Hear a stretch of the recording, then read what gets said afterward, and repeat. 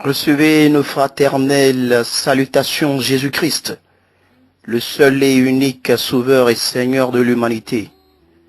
Amen. Vous écoutez actuellement votre humble serviteur, l'évangéliste Jean-Luc Arbon. Prions.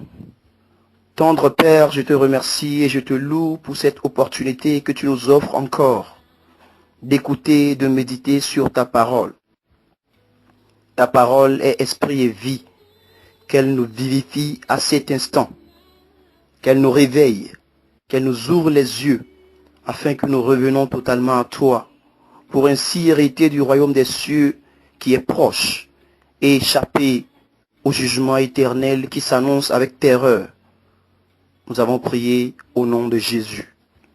Amen. Bien-aimés, réveillez-vous. Oui. Hommes, femmes, jeunes, enfants, vieillards, réveillez-vous. Ce n'est pas du tout le titre d'un magazine, mais c'est bien ce que le Seigneur m'envoie te dire. Oui, toi qui m'écoutes, excusez-moi, peu importe qui tu es, ce que tu possèdes et l'endroit où tu te trouves, même moi qui suis en train de parler, ce message nous est tous adressé en ce moment. Réveillons-nous. Pourquoi ce message? Parce que le monde entier dort. Le monde entier est en plein sommeil. Le monde est dans une léthargie totale.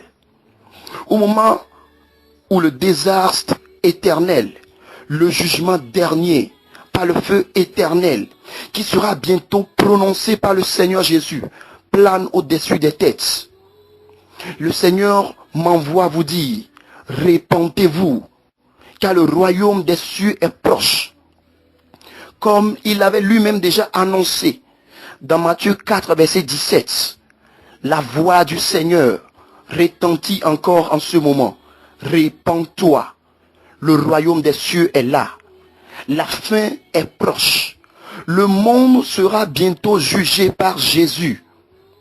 Où iras-tu? En enfer ou dans la cité céleste? En enfer ou au paradis? Aujourd'hui, l'avancée de la science, la technologie, du monde numérique et tous leurs dérivés ont mis l'homme dans un confort et un luxe de telle enseigne qu'il ignore et oublie qu'il y a une fin imminente, désastreuse de ce monde et de cette terre. La mode, la musique, le cinéma, le luxe, le pouvoir, la position sociale, l'argent, les plaisirs de la vie. La liste est encore très longue. Ces choses ont tellement aveuglé l'homme qu'il ne se soucie plus. Il ne se pose plus même la question de l'éternité, la question du salut de son âme. La Bible dit dans Marc 8, verset 36 à 37, et que sert-il à un homme de gagner tout le monde s'il perd son âme? Que donnerait un homme en échange de son âme? Bien-aimé, à Dieu n'en déplaise, mais s'il s'avérait que tu dormais maintenant et tu ne te réveillais pas demain, à Dieu n'en déplaise, s'il s'avérait que tu connaisses un accident qui t'empêche de vivre et t'amène dans l'au-delà actuellement, où iras-tu? Où passeras-tu ton éternité? Où passerai-je mon éternité? Cela doit être la question qui interpelle toute personne, petit que grand, vieillard, âgé, femme, enfant, jeune fille, jeune garçon. C'est une question qui doit interpeller chacun. Réveillons-nous. Réveillons-nous. Actuellement, nous voyons le monde avec les plaisirs, avec tout ce qui se passe. Nous avons oublié que le jugement s'approche. Nous avons oublié que Jésus est à la porte. Et on s'amuse, on oublie l'essentiel. De la même manière qu'il est écrit dans Matthieu 24, le verset 36 à 38, que au temps de Noé, quand Noé annonçait le déluge, que Dieu allait détruire la terre par l'eau, par le déluge, les gens ne croyaient pas. Les hommes mangeaient, les hommes se mariaient, ils fêtaient, ils oubliaient l'essentiel. Le déluge vint. et le déluge frappa, et les gens furent péris. Ils périrent dans le déluge. C'est de la même manière aujourd'hui que la voix de Dieu continue par résonner sur les médias, dans les rues, dans les marchés, dans les maisons, sur les radios, les télés, sur les réseaux sociaux. Jésus revient, Jésus est à la porte et on s'en fout pas mal. On n'y prend pas garde, mais Jésus revient bientôt. Réveillons-nous, réveillons-nous. Le jugement arrive, le feu arrive. Cette terre va bientôt disparaître. Jésus est à la porte. Le royaume des cieux est proche. Tous les signes d'ailleurs qui annoncent le retour de Jésus, tous ces signes sont presque totalement accomplis. Lisons concernant cela la parole de Dieu dans Matthieu 24, le verset 1 à 12. Matthieu 24, le verset 1 à 12. Comme Jésus s'en allait aux sorties du temple, ses disciples s'approchèrent pour lui en faire remarquer les constructions. Mais il leur dit Jésus, il leur dit, voyez-vous tout cela? Je vous le dis en vérité, il ne restera pas ici pierre sur pierre qui ne soit renversée. Jésus parlait de la fin du monde, de la destruction qui va survenir sur ce monde. Verset 3, il s'assit sur la montagne des Oliviers et les disciples vinrent en particulier lui faire cette question. Dis-nous, quand cela arrivera-t-il? Et quel sera le signe de ton avènement et de la fin du monde? Ici, les disciples demandent à Jésus, quand est-ce qu'il va revenir pour la seconde fois? Quand est-ce qu'il va venir pour juger le monde? Quels sont les signes de la fin du monde? Nous allons voir ce que Jésus va leur répondre. Verset 4, suivons attentivement. Jésus leur répondit, prenez garde que personne ne vous séduise, car plusieurs viendront sous mon nom, disant, c'est moi qui suis le Christ, et ils séduiront beaucoup de gens. Vous entendrez parler des guerres et des bruits de guerre. Gardez-vous d'être troublés, car il faut que ces choses arrivent, mais ce ne sera pas encore la fin. Verset 7. Une nation s'élèvera contre une nation, et un royaume contre un autre royaume. Et il y aura en divers lieux des famines et des tremblements de terre. Tout cela ne sera que le commencement des douleurs. Alors on vous livrera au tourment, et l'on vous fera mourir, et vous serez haïs de toutes les nations à cause de mon nom. Aujourd'hui, les chrétiens, les vrais enfants de Dieu sont haïs par le monde à cause de Jésus. Les signes s'accomplissent. Verset 10.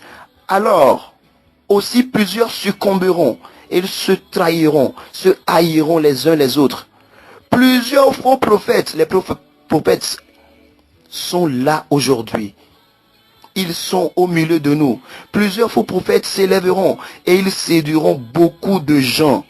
Verset 12. Et parce que l'iniquité se sera accrue, la charité du plus grand nombre se refroidira. Aujourd'hui, parce que le péché abonde partout, même dans l'église de Christ, les gens sont découragés. La foi des gens sont refroidis. Ils se disent, si ça en est ainsi, retournons dans le monde. Il n'y a même pas Jésus. Ils sont découragés. Tous ces signes sont là actuellement. Ils sont là actuellement. Ces signes sont déjà accomplis. Mon frère, ma soeur, Jésus est à la porte. Le verset 24, un autre signe. Il dit, car il s'élèvera de faux Christ et de faux prophètes. Ils feront de grands prodiges et des miracles, au point de séduire, s'il était possible, même les élus. Oui, aujourd'hui, on en trouve partout, dans nos pays, sur la terre. Ils en pilulent. Le verset 33. De même, quand vous verrez toutes ces choses, sachez que le Fils de l'homme c'est qui? C'est Jésus-Christ, le roi des rois, le Seigneur des seigneurs. Le Fils de l'homme est proche. Jésus nous dit dans le verset 33, quand nous allons voir tous ces signes, il faut noter que Jésus lui-même, il est proche et il est à la porte. Le verset 35, il dit, le ciel et la terre passeront, mais mes paroles ne passeront point. Amen. Lisons encore dans 1 Timothée, le chapitre 3, toujours parlant des signes qui annoncent la seconde venue de Jésus-Christ. La seconde venue de Jésus-Christ. 1 Timothée 3, le verset 1 à 7. Il dit, sache que dans les derniers jours, il y aura des temps difficiles, car les hommes seront égoïstes, amis de l'argent, fanfarons, hautains, blasphémateurs, rebelles à leurs parents, ingrats, irréligieux, insensibles, déloyaux, calomniateurs, intempérants, cruels, ennemis des gens de bien. Je ne suis pas en train de parler de moi-même, s'il vous plaît, bien-aimés. C'est dans la Bible. Verset 4 de 1 Timothée 3. Traîtres, emportés, enflés d'orgueil, aimant le plaisir plus que Dieu, ayant l'apparence de la piété, mais reniant ce qui en fait la force. Éloigne-toi de ces hommes-là. Toi qui m'écoutes, la Bible te dit, éloigne-toi de ces hommes-là. Il en est parmi eux qui s'introduisent dans les maisons et qui captivent des femmes d'un esprit faible et borné, chargés de péchés, agités par des passions de toute espèce. Apprenant toujours et ne pouvant jamais arriver à la connaissance de la vérité. Le verset 7 de 1 Timothée 3 retient notre attention.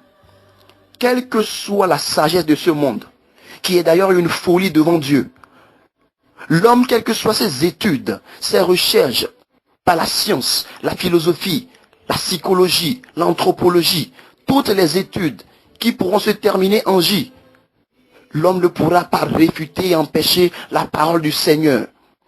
Jésus-Christ, son retour est imminent. Jésus est à la porte. Le royaume des cieux est proche. Bientôt la cloche va sonner. Iras-tu au ciel? Iras-tu au ciel? Bien-aimé, ne te presse pas pour répondre. Réfléchis un peu sur ta vie. Là où tu te trouves actuellement. Oui, là où tu te trouves actuellement. Jésus revient. Et tout le monde, même moi, nous tous, nous sommes concernés.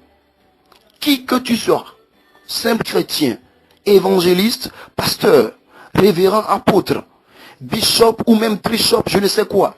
Jésus revient pour juger le monde. Et il est déjà à la porte. Es-tu prêt? Es-tu prête? Jeune garçon, sonde un peu ta vie. Tu es plein de malice, d'escroquerie. Tu es un fêtard. Tu fais beaucoup la fête. Tu visites les boîtes de nuit. Tu ne fais que changer des filles. Disons que tu les étudies pour le mariage. Laisse-moi te demander. En retour, quand tu les laisses, qui les prendra en mariage? Attention, Jésus revient. Le jugement t'attend. Réveille-toi et donne ta vie à Jésus rapidement. Jeune fille, analyse un peu ta vie. Observe-la. Tu te dis chrétienne. Tu aimes Dieu, tu aimes Jésus. Tu es dans l'église. Tu fréquentes l'église. Tu aimes la parole de Dieu. Tu aimes écouter la parole de Dieu. Sur ton profil ou ton statut Facebook ou dans le réseau social, WhatsApp ou Instagram, on peut lire Baba God, thank you. Jésus, je t'aime. Trop d'amour pour moi, Jésus. Mais ton habillement est choquant. Tu laisses ta poitrine à découvert. Tu provoques les gens. Tu fais tomber les gens en péché. Et après tout, tu t'appelles chrétienne. Seul dans ta chambre, tu ne fais que regarder des films des vidéos pornographiques qui souillent ta pensée et souillent ton âme et te poussent même parfois à te masturber. Et après tout, c'est pour dire que tu pratiques l'abstinence sexuelle. Faux. Jésus revient. La sanctification est de mise. Attention, le feu t'attend. Répands-toi. Réveille-toi. Femme, jeune fille. Pour toi, autre, c'est le lesbianisme. Tu te dis trahi par les hommes, alors tu te vautres dans le péché avec une autre femme, une autre fille. Tu vends ainsi ton âme au diable. Sauve-toi du jugement qui arrive. Répands-toi vite, avant qu'il ne soit trop tard. Réveille-toi. Bien-aimés, réveillez-vous. Frères et sœurs, réveillons-nous. Jésus arrive bientôt. Jésus arrive bientôt. Lisons dans Apocalypse 21, le verset 27. Il est écrit là-bas. Il n'entrera chez elle. Elle remplace quoi là-bas? Elle remplace l'agneau, Jésus-Christ, le Saint des Saints, le Roi des Rois. il n'entrera chez elle rien de souillé, ni personne qui se livre à l'abomination et au mensonge. Il n'entrera que ceux qui sont écrits dans le livre de vie de l'agneau. Fais attention. Lisons dans Apocalypse 20, le verset 11, parlant du jugement dernier. Puis je vis un grand trône blanc, et celui qui était assis dessus. La terre et le ciel s'enfuirent devant sa face, et il ne fut plus trouvé de place pour eux.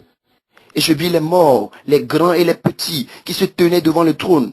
Des livres furent ouverts, et un autre livre fut ouvert, celui qui est le livre de vie.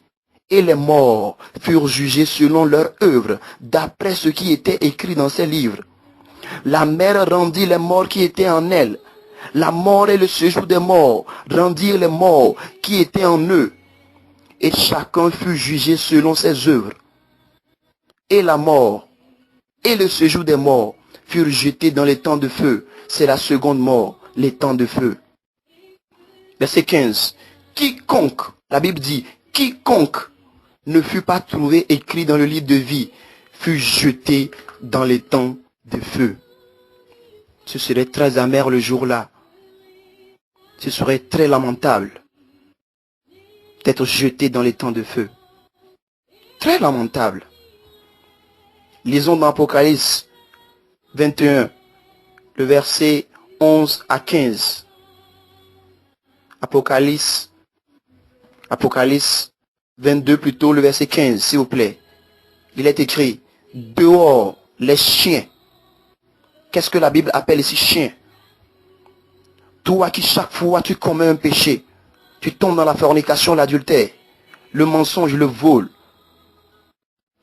Tu vas te pulluler, te prostituer dans les boîtes de nuit, et tu reviens, tu pèches, tu demandes pardon, Dieu te pardonne, tu confesses, Dieu te pardonne, et chaque fois tu repars, tu retombes dans les mêmes souillures que tu avais vomi. La Bible t'appelle chien, et il dit dehors les chiens, les enchanteurs, les impudiques, les meurtriers, les idolâtres, et quiconque aime et pratique le mensonge. Jésus revient bientôt. Réveillons-nous. Le monde entier dort. Réveillons-nous. La Bible est claire. Jésus seul peut sauver du péché. Quel que soit le péché dans lequel tu es, j'ai une bonne nouvelle pour toi. Jésus-Christ peut te sauver. C'est Jésus-Christ seul qui est le chemin, la vie et la vérité. Jean 14, verset 6 nous dit, Jésus est le chemin. Il dit, je suis le chemin, la vie, la vérité. Nul ne va au Père sans passer par moi. Tu te demandes comment vas-tu te sauver de ton état de pécheresse? Comment peux-tu hériter du royaume des cieux? Comment peux-tu échapper au jugement dernier qui arrive, au feu éternel qui arrive? Jésus-Christ est la solution. Parce qu'il est écrit dans Jean 3, verset 16. Car Dieu a tant aimé le monde, il a donné son Fils unique, afin que quiconque croit en lui ne périsse point, mais qui ait la vie éternelle. La vie éternelle en qui? En Dieu. Frères et sœurs, bien-aimés, il y a une vie au-delà de cette vie. Pourquoi devons-nous réveiller? Pourquoi l'on doit se réveiller? Pourquoi l'on doit se réveiller? Parce que la mort ne prévient pas. La mort peut te frapper à n'importe quel moment. Dans ta voiture, actuellement là où tu es. Dans le bureau, actuellement là où tu es. Dans le fauteuil là où tu es assis. En marchant même. Sur ta moto. Partout. La mort peut te frapper à n'importe quel moment. La mort ne prévient pas. Les gens se sont couchés calmement dans leur chambre, à coucher, à l'intérieur de leur maison. Les titans se sont déraillés pour aller les tuer dans leur chambre. Qu'en dis-tu? Tu n'es pas à l'abri de la mort. Tu n'es pas en sécurité. La mort peut frapper à tout moment. Pourquoi devons-nous nous réveiller? Parce que la fin est proche. Jésus est à la porte. Pourquoi devons-nous nous réveiller? Parce que nul ne connaît ni l'heure, ni le jour où Jésus viendra. Matthieu 24, le verset 39. Personne ne connaît ni la date, ni le jour, ni l'heure, ni la minute, ni la seconde à laquelle Jésus viendra. Il peut venir même bientôt, tout à l'heure même. Aujourd'hui, beaucoup de gens commencent déjà à rencontrer Jésus. Quand ils quittent ce monde, ils rencontrent ainsi Jésus. Bien-aimé, j'ai une bonne nouvelle pour toi. Dieu t'a beaucoup aimé. Dieu, sachant qu'il veut juger le monde, il a envoyé un plan de rédemption qui est son Fils. Il s'est incarné en son Fils Jésus-Christ, qui est venu sur terre, s'est fait chair.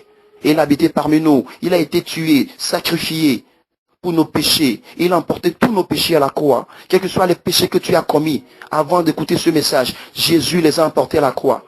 Mais une seule chose te reste, c'est de confesser Jésus, c'est de croire en sa mort, sa crucifixion, sa mort et sa résurrection, pour que la vie te soit donnée. Parce qu'il est écrit, quiconque croit sera sauvé. Si tu ne crois pas en la mort et la résurrection de Jésus pour tes péchés, tu ne peux pas être sauvé. Et Jésus seul peut sauver. Aucun autre nom ne peut sauver. Il est écrit dans Actes 4, verset 12, qu'il n'y a aucun autre nom dans lequel il y a le salut, à part le nom de Jésus-Christ. J'ai une bonne nouvelle pour toi. Actuellement, là où tu es, analyse bien ta vie. Tu veux venir à Jésus? Jésus te tend la main actuellement. Oui. Oui, je parle de toi. Oui. Oui. Cette occasion, c'est faite pour toi. Ma soeur, oui, je parle de toi. Actuellement, oui, toi. Non, c'est toi. Jésus te tend la main. Il veut te sauver.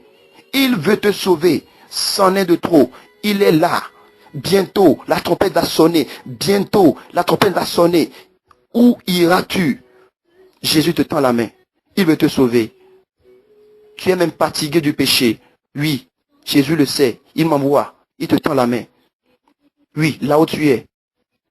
Là où tu es actuellement, ferme tes yeux. Tu veux donner ta vie à Jésus? Oui. Ferme tes yeux. Ferme tes yeux. Ferme tes yeux. Mets la main sur ton cœur. Fais cette prière avec moi. Seigneur Jésus, j'ai écouté ta parole. J'ai écouté que tu t'es sacrifié pour moi à la croix. Et c'est pour mes péchés que tu t'es sacrifié. Je viens à toi en ce moment. Prends-moi, Jésus-Christ, et fais de moi ce que tu veux. Je crois en ta mort et en ta résurrection. Lave-moi et purifie-moi par le sang de Jésus. Jésus-Christ, je t'accepte aujourd'hui comme mon sauveur et mon Seigneur. Règne dans ma vie. Sois mon maître. Jésus-Christ, règne dans mon cœur. Amen. Si tu as fait cette prière, par la grâce de Dieu, tu viens d'être compté parmi les enfants de Dieu. Tu es béni. Tu es béni. Bien-aimé, Jésus-Christ revient bientôt. C'est une affaire vraiment délicate. Où seras-tu? Où seras-tu? Continue à méditer sur cette parole. Que Dieu te bénisse. Nous remercions le Seigneur. Nous sommes arrivés à la fin de ce message. Soyez tous bénis. Seigneur, merci pour ce moment. Merci pour ta parole. Bénis quelqu'un, quelqu'une qui l'a écouté et aide-la à faire le choix. Au nom de Jésus. Amen. Pour vos prières, vos conseils, vous qui voulez donner votre vie à Jésus, écrivez-nous inbox sur le 00228 90 20 38 94. Notre numéro WhatsApp, on le répète, 00228 90 20 38 94. Bonne journée à tous et à toutes dans la paix du Seigneur Jésus. Amen.